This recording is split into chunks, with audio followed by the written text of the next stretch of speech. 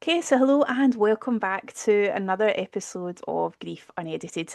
This is a place where we have real, honest, and sometimes quite raw conversations about grief and loss. I'm Karen, I'm an accredited counsellor specialising in grief, and I've been working with individuals and couples for over 15 years now as they make sense through their journey of loss. Now, for season two, we are shifting the focus a bit of our episodes, and we're bringing in professionals who work in the world of death, loss, and grief under lots of different ways. So, we're sitting down with some of the industry experts who work directly with death and bereavement every single day. So, we're meeting with funeral directors, celebrants, grief counsellors, and people from across the field of grief and bereavement care. So these conversations are going to explore some of the surprising lessons that people have learned, some of the unique challenges of their job, and some of the simple human moments that make the work so vital as well. I always try and encourage people to listen to their own wisdom when it comes to these episodes as well. So if this episode feels in any way unhelpful for you, please feel free just to take a pause and rejoin us whenever you feel ready to. We know that grief can sometimes take us by surprise, so it's important to listen to whatever feels useful for you today. And lastly, if you would like to or are able to support the podcast in any way, there's a couple of different opportunities to do so. And as always, it's always helpful if you can like these episodes, share them, send them on to friends or family that you think might benefit from them. If you can leave us a review, again, that's always helpful because it tells the streaming platforms, sorry, that our content is useful for you. And lastly, and newly this year, we also have a Buy Me a Coffee link. Sadly, there is no coffee bought with it, but any donations that are made do mean that we can contribute towards the processing of the show. So that is always something that is helpful because most, as you know, this is very much a passion project for me. So yeah, anything along those lines is always very much well received by us.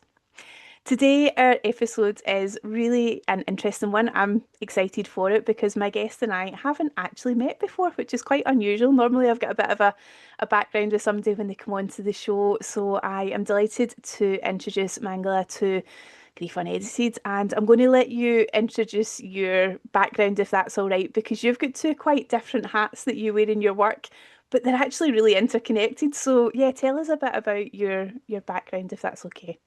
Yeah, thanks, Karen. Thanks for having me on the show. I'm delighted to be here. So my background, as you say, I wear two different hats, and for the last 13 years, I've been working in the field of female sexuality and educating women and helping them become confident and to find their pleasure and to overcome their sexual blocks. And about 3 years ago, as I turned 50, I was kind of questioning a lot of things in my life, and I started to feel this pull towards wanting to work with death. And I thought, well, Oh, this is really curious. And it's kind of like I see it as like sex and death as like two sides of the same coin in some respect, and obviously both quite taboo subjects. And so I didn't really know where to start, but I thought I've really had a pull to explore becoming a death doula. So wow. after a lot of research, I came across Living Well, Dying Well, and they are an amazing organization based here in the UK, and they have the only certified end of life doula certification program. So I did their foundation training program, got so much out of it on a personal level, as well as considering, okay, how can I bring this into my work in the future? And what role, how can I take this on? And what is my role as, within the doula world? What could that look like? And how can I bring my expertise to support people in death and dying? And very soon after I finished that training program, the team actually reached out to me and said, would you consider coming and joining us on the training team? Because you've obviously Wow. got a lot of training background and skills. And before I've been doing the sexuality work, I was working in corporate, many different corporate roles in training and education. So I've got Ah, 3 decades of experience in training and delivery and all of that kind of stuff. And I thought, well, this is a huge learning curve, but let's go for it. And so I've been going through their train the trainer program and going deeper in that exploration, and then started shadowing on some courses and then starting to lead courses and become one of the trainers. And it's just been like such a profound personal exploration as well as Mm, professional. Like, I didn't expect it to touch me so deeply and to transform my own view of death, dying, grief, my relationship to myself, and also to see how that supports my sexuality clients as well. wow. Because what's become very clear to me over the last perhaps 5 years is that a lot of the women that I work with are midlife and later, and many of us arrive at midlife processing a lot of grief, whether that is menopausal grief, whether Yeah. it's death of parents, there's lots of things. And it has an impact on our relationships and our lives, as you know. So, Yeah. That was one thing that really struck me from season one of the podcast. Like when you look at the guests I had on, it's such a wide variety of people from so many different walks of life. And like one of my guests was Emma McElhenney, who was or is a mm, menopause coach. mm, And again, I came into that episode thinking I'm not really sure of what the relationship is between menopause and grief. And my gosh, what a conversation we had around it as well. So it just goes to show yeah. that, I think it does eke into all sorts of different bits of life. One thing I want to go back to though, because I'm so aware that, as I say, gosh, I've been doing this work for I think about 15 years now, and I do not know anyone personally who has actually used an end of life doula. So Ah, tell us a interesting. bit about what a doula actually would do. What's the role of a doula? Yeah, give Yeah, us so give us the behind the scenes bit because I think a lot of people won't really know what the function is. yeah, and it can look very different for everybody, and it very much depends on the person that you're working with as well. So, some end of life doulas will focus more on like advanced planning and helping people get all their financial ducks in a row or Yeah. getting all their admin sorted. For other people, it can be more a case of making cups of tea and supporting the family as well, Mm, and being there just to be somebody to talk to and to listen and to really support them on the emotional level. So it can vary. Some people are more on the educational side of things and the advocacy, and that's the way I've been kind of pulled into the work. And other people will be very much bedside doulas, sitting in vigil, particularly the End of Life Doula UK, who are the sister organisation to Living Well, Dying Well. They've run some really fabulous test pilot projects with NHS trusts ah, we're in some areas in London and a big one in Leeds as well.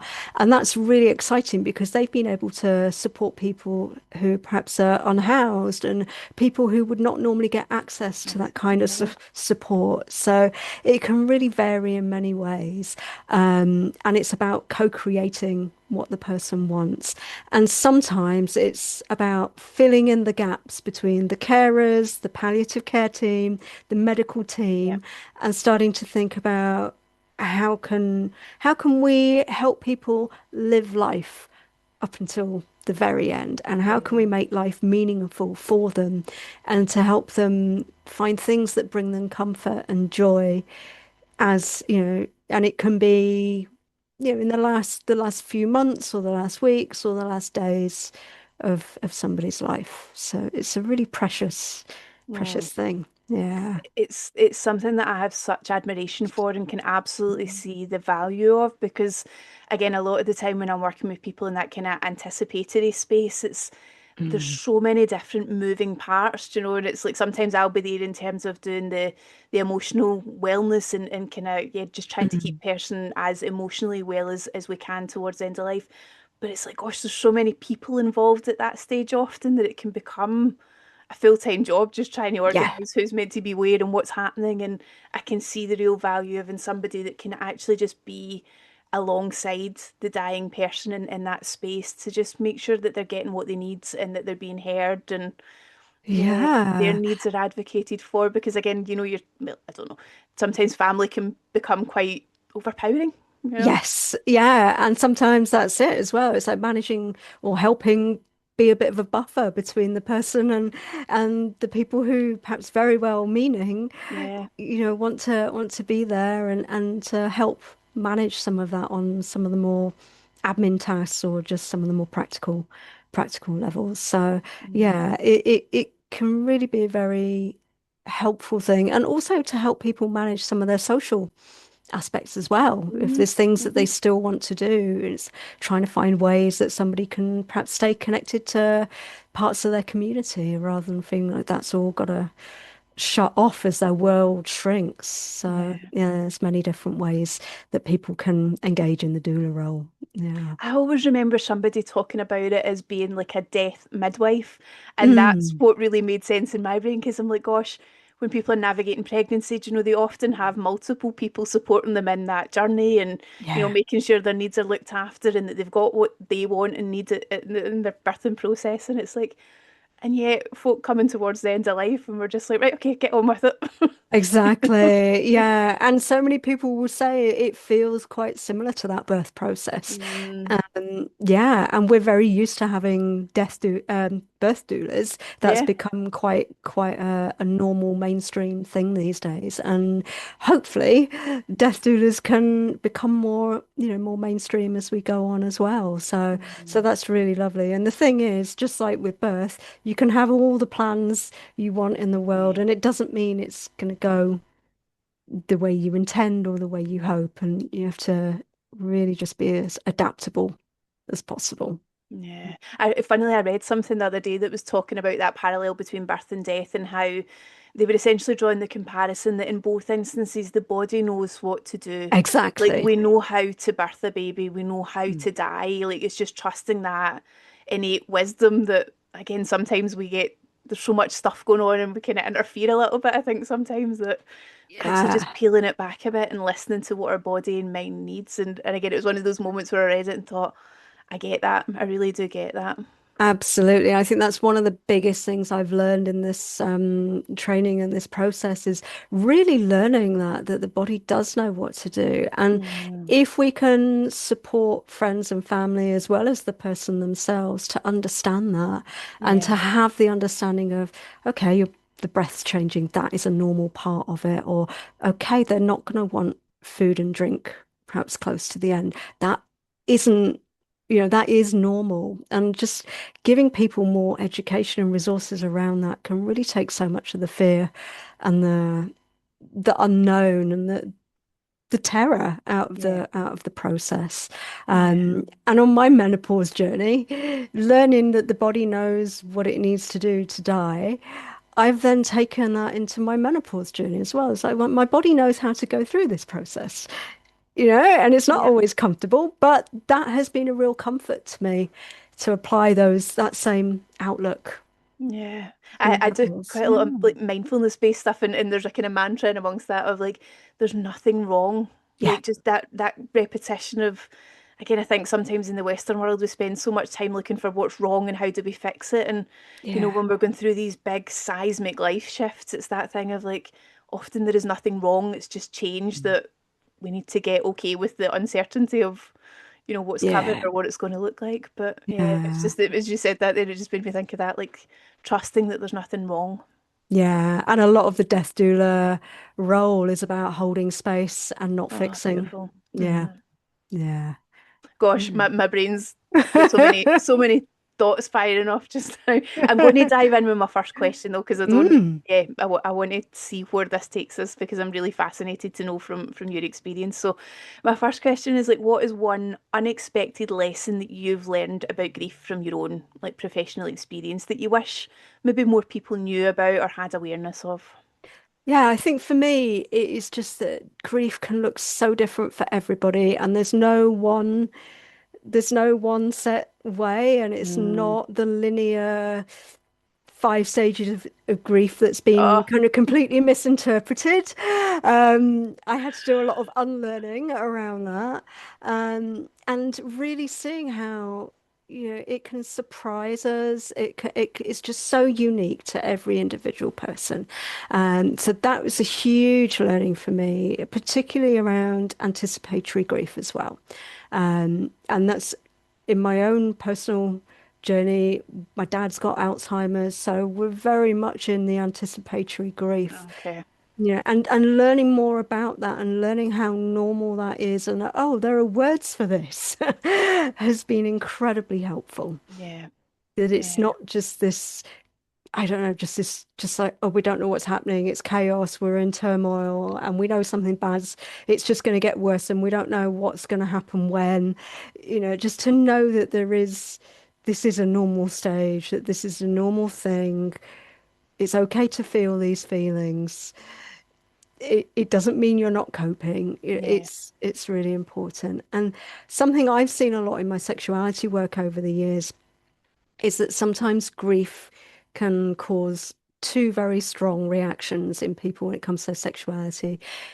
The common one that most people will think of is libido just drops away and that's it. Mm. That part of your life shuts down. But actually, for some people, they can go the other way and become quite hypersexualized. Ah, And that okay. is an outlet and a need to kind of engage with life as a healing mechanism. And Mm. as there's a lot of shame around that, and people blame themselves and keep that very hidden. So, if Mm. anybody's listening and they're feeling that, I just want to say that that is a normal thing. So, I would say that's probably been the biggest thing is that it's just such a non-linear process. It really is. I can imagine that permission of that being normal, this idea of people becoming maybe quite hypersexualized. Like Mm. I can imagine the permission of somebody hearing that and going, so that is okay, Yeah. must be huge because even just as you were saying two different types of people that emerge and I can envisage times where the libido dropping away, people not engaging in sexual activity, that feels very normal. It's you would be Mm. saying, yeah, absolutely, of course. I Mm. don't think people necessarily would think to expect the opposite of that, and actually for Yeah. it to be something that, especially if it's something that's maybe not been outwardly that sexual, do you know, I can imagine Yeah. that might invoke a bit of raised eyebrows from friends or family going, Yeah. what is going on here? Yeah, absolutely. And then sometimes people have got nowhere that they can express their grief. If they, if it was perhaps if they were having an affair with somebody who died or Oh, something like this, yes. Yep. there's times where, or we might feel like, well, your grief, there's a hierarchy where, oh, it's okay for you. You had a closer relationship with this person than I did. So why do I feel so strongly? Or I remember as a child being kind of scolded for being more upset when my cat died than when my grandparent died. But I lived with Uh, my cat. My cat was my best friend, yep. I saw my Yep. grandparents twice a year. And so, yeah, it shows up so differently for everybody. And the more we can normalize everything, the better. Yeah. 100%. I don't know if it's the same in your work and your experience, but I certainly find that the language of anticipated grief, disenfranchised grief, like these aren't Yeah. things that are out there in the world. Like I find that Mm, often when you name it and give people that language of this is what you're experiencing, this feels a lot like what you're describing, mm. suddenly there's that shift in their whole demeanor of like, this is a thing, it's a real, especially as you say, if the relationship's something that's perhaps been concealed in any way, then Mm. do you go to the funeral? Do you not? If you Yeah. do go, how do you introduce yourself? It's all these Yeah. things that I guess in traditional relationships we don't have to think about. We just get on and do. But I think for Yeah. so many people, they end up in those weird and wonderful situations through no fault of anyone's, but just by the nature of relationships, it becomes really complicated. Yeah, absolutely. Absolutely. And the more we can normalize the process, like you say, it does give people a lot of comfort and it helps them move towards moving through what they're dealing with. Yeah. Yeah, absolutely. Okay, let me jump to my second Mm. question. What is the single, this is going to be interesting actually. What is the single biggest misconception about your role, and is there anything that you would change to help people better understand it? Yeah, I think the biggest misconception I see with death doulas, and I've seen this more from medical providers and also from some people in the hospice world, Mm, is that they assume that death doulas are very woo-woo, very spiritual, okay. wafting around with crystals and Your incense, incense. yeah, that kind of thing. And if that's what the person wants, great, fine, but that's not really the role that I see as a doula. There are some elements of the doula movement that are more down that spiritual route. I think there's some that there's a body of work called soul midwives, which are perhaps a bit more on that end of the spectrum. And that's why I chose to train with Living Well, Dying Well, because I saw that they take a very pragmatic approach to it. Ah, Um, okay. and the view that Living Well, Dying Well take is that it's completely non-impositional. So it's not about going in there and I am the spiritual person come to help you transition to the afterlife, but really about helping, just supporting people regardless of their belief system and really helping them die in a way that feels authentic and right to them, and that's going to be different for everybody. So there is a big focus on putting your own spiritual beliefs to one side Mm, and being open to what does this mean, and looking at our own unconscious bias and making sure we're not um, going in there trying to do something that doesn't work for them and that is against their belief system. So yeah. yeah, that's a really important part of the process. So somebody you might be working with someone who's completely agnostic and they just want help settling their affairs before they go into hospice or whatever it might be. Yeah, Mm. Do yeah. you ever find is have you ever been in situations where it feels like a bit of a stretch of what you yourself might do or understand or because I'm just thinking I'll go back a bit because I've got a train of thought in my brain that might give a bit of context to this. So many moons ago, I did a lot of training in Reiki because I've always been Mm, quite interested in the idea of energy and how it works and stuff. And one of the workshops I did moons ago was about the idea of like using Reiki at end of life. And I mm, was like, this brings two bits of my world together. I'm very much on board with this. But I am quite a scientific person. Like I like to understand how things work and why they work that way. It's not okay for me just to go, well, it works, so get on with it. I like to know the nuts and bolts of things. So I wasn't quite sure how this would all piece together.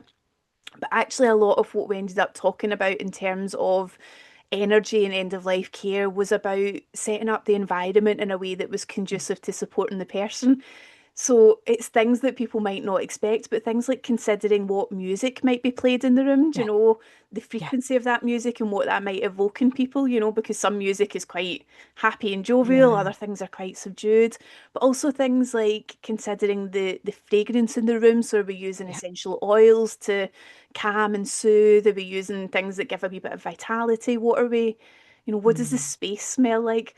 Also thinking about things like the bed linen, do you know, how are people actually being looked after in that way? Do yeah, you know what's touching their physical body? And I'm yeah, curious about whether have you ever been asked for anything that's made you go, that's a bit strange, or I wouldn't have thought of yeah. that. Like, have you had any weird or wonderful requests? Not personally, but this is something we do on the training is we put ourselves as our own first client and we doula ourselves first essentially. Wow. So one of the reflective practices is to go through this and what would I want for my own death? And exactly as you said there, what would we want to increase comfort for ourselves? So what kind of smells? Do you want the window open or closed? Mm-hmm. Do you want fluffy socks on? Do you want hand massage? Or are you absolutely like, don't come near me and don't touch me? And Yeah.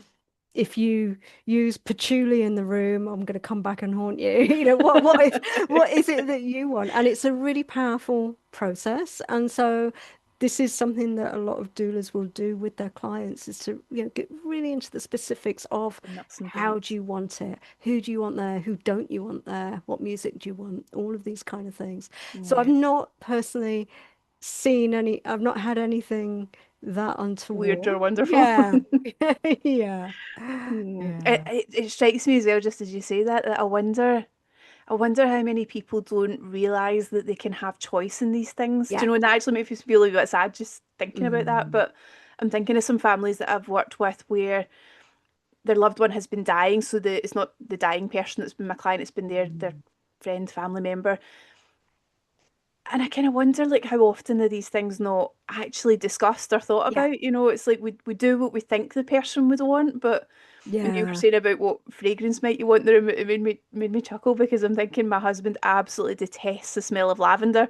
So if Yeah. that was him and there was any lavender, he absolutely would be coming back to haunt me. But again, like if you don't know these things, then you might think you're doing Yeah. well by the person, but actually it's maybe not what they want for their death. Absolutely. And I think as things change in the health service and with, beds being difficult to come by, more people are dying at home. Mm, And so there's an opportunity there to how can we create the best environment for that? And mm, hopefully that gives people a sense of agency and empowerment as well in being able to choose, or can I have my bed over, facing the window so I can mm. look out at my garden and things like that. So yeah, yeah, I always think there's not much that surprises me anymore when it comes yeah, to death and dying, but every now and again I'll catch something on Instagram that just knocks the wind out of my sails. And there was a video I watched the other day, and it was a dying person who had asked to be taken to the beach for one final sunset. And it's like, gosh, when I think about some of the things I sit with in the room and hold space for and I'm absolutely fine with, and then I watch some random stranger who I've never met, have no yeah, association with, but all of a sudden, it was just this wave of emotion that was like, gosh, that's such a powerful thing, I think, to be able to do for somebody when they're, yeah. in those final days, weeks of life. So, yeah, it's one of Mm. the things that catches by surprise. What a Mm, gift to be able to honor somebody's wishes in that way. Yeah. yeah, 100%. Yeah. My last question that I Mm. love to ask, because I think this is such a precious part of kind of the conversation for me anyway to hear, is like, can you describe a moment, an event, an experience that you've had along the way that's just really affirmed that this is the right job for you, you're working in the right space? Yeah. I mean, oh, there's so many, but I think on a personal level, um, one of my good friends, Nicola, died pretty much about a month ago, Oh early gosh, I'm so December. sorry to hear that. And she was same age as me, like Oh, early 50s, from ovarian cancer. And once she realized that once she got the diagnosis that she wasn't gonna live for much longer, we had a beautiful spa day and we were just bobbing around in the swimming pool and just being able to just have a really honest, frank conversation full of laughter and witchy cackles about mortality and what she'd done with her life and how she wanted the end to be, and just that she had no regrets and that she'd said all the things to the people that it felt like she had no unfinished business. And oh, although I didn't doula her in an official capacity as such, just to be able to be a friend who was able to have that honest conversation with her, whereas some friends, that would have been too upsetting, and there were some relatives that weren't ready to hear that. Just to be able yeah, to, because she knows that I'm in this world, I think was a real gift to her, and her dying in many ways was a real gift to me in understanding the process on a whole other level. It's one thing to learn all this stuff in theory, and but to have somebody close to you who's going through it, yeah, it transformed me, and it was also just a really powerful thing. So, yeah, yeah, it was so touching and just so real and raw and funny. And, so I think sometimes that's the thing people miss in all of this is that, there yeah. can be laughter as There's a well. lot of laughter, yeah. And that's okay. Hmm. And Hmm. that's often really needed as well. So, Mm. yeah, yeah, What a precious thing to be able to share with a friend, though, as well, and to there's something about like just the presence that both of you were able to have in those conversations of like yeah, no holds barred. We can talk about whatever we need to talk about. I yeah, guess that must have been huge for you to be able to offer that, but also for her to know that she could lean into that and say those things that I think sometimes people do worry about saying or do worry about introducing because you don't know how family are going to respond or what their yeah. thoughts might be. But yeah, wow. Yeah, yeah, it was really precious, and Yeah, she navigated it with so much grace. And I was also able to send her some books that I'd read because I've been in this world and studying it. And right here, I think you'd find this one quite interesting. Or here's one from the perspective of somebody who was at end of life, and here's what they share about their process. And yeah, so I yeah. don't want to put you in the spot, but Mm, if I can, is there any yeah. books you would recommend? I'm just thinking if anybody's listening to this and Mm. thinking, I would love to read a bit more about this or understand a bit more about it. Have you got one or two kind of go-to books that you would point people towards? Yeah, there's a brilliant one by Dr. Catherine Mannix. Oh, She's yes. amazing. Yeah. So, with the end in mind is a fantastic book, and she's got some really good stuff on YouTube. I think she's done some TED Talks and stuff. So, she would be a really good one that I would recommend. Oh gosh, my mind is spinning out trying to think of all the ones. There's lots. Um, there's a really good one from I can't remember his name now.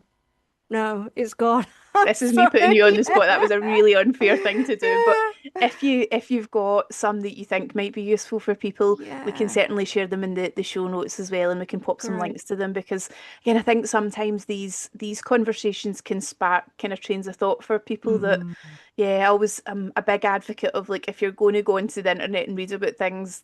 Read credible sources, know who yes, you're reading from, like do your homework absolutely. and find out people's backgrounds because Yeah, I think there's something beautiful and difficult about death and that everybody has an opinion on it. We're all going to yeah, experience it at some point, which is great because there's often lots of conversation about it.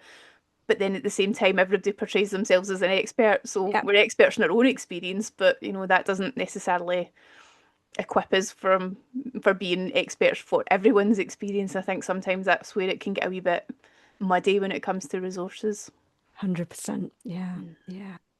Thank Mm. you so much for this conversation, Mangala. It's just been, I knew I was quite excited coming into it because just hearing your background in terms of these different schools of work that you sit across and how interconnected they are to me Mm. is really quite fascinating. But it's been, I think there's a real part of me that feels very energized by hearing about your Mm. work and yeah, I think the whole doula movement is something that I too hope that we start to kind of become a wee bit more receptive to. And as I say, I know certainly where I am in the west of Scotland, like it's not something that's common. I think Mm. people would be really surprised if somebody did say, actually, I've got a death doula that's going to accompany me in this journey, but I can really see the value of it. So I hope that, if anybody's listening today and either they have their own diagnosis and are considering, their needs and wants, or a friend or family member maybe listening and didn't even know this was an option, then I Yeah, would hope that they might do a bit of reading, maybe reach out to some of the organisations that you've mentioned yeah.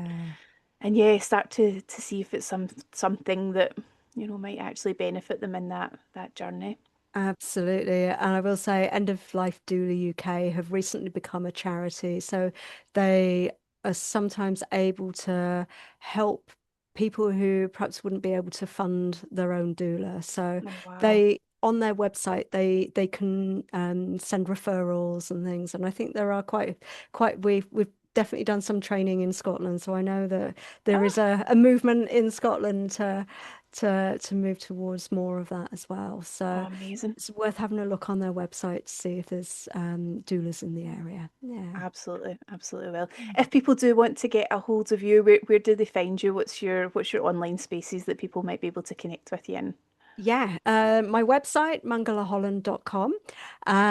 That's more geared towards sexuality, but I'm happy for anyone to contact me through there about any of my work. I am listed on End of Life Doula UK as well for the doula work. You'll find me on Instagram and Facebook at Mangala Holland, and I'm also on LinkedIn as well. Amazing. And we'll get links to all of those in the show notes for today's episode as well. So again, if people are listening along, maybe in the car or that, don't worry. Just come back to the episode and you can get all Mangla's details from the show notes. I suppose it just remains for me to say a huge thank you to you for your time and energy and sharing of your experience because I think my hope in this series is really kind of lifting the curtain a little bit to the behind the scenes work that goes on out in our Mm, communities that often people don't know about because they don't have to know about it. So yeah. My hope is that people will listen to these episodes and get a better picture of some of the options that might be available to them in their own grief, loss, and bereavement journeys. So thank you from the bottom of my heart for kind of everything that you've shared today, Mangala. And we'll, as I say, certainly link to all of your details in the show notes. And it just remains for me to say that if anybody does want to support today's episode, as we said right at the very top of the show, you can do so by either liking and sharing it. If you've got a friend or a family member or somebody that you think would benefit from it, send on the episode to them, because again, that helps the streaming platforms to know that we're providing valuable content to you. And our Buy Me a Coffee link is in the show notes as well. As I say, unfortunately, there is no coffee purchased with it, sadly, but it does help contribute towards the processing of the episodes as well. So all remains for me to say is we will be back with another episode. And from me and from my guest Mangala Holland today, thank you for being with us.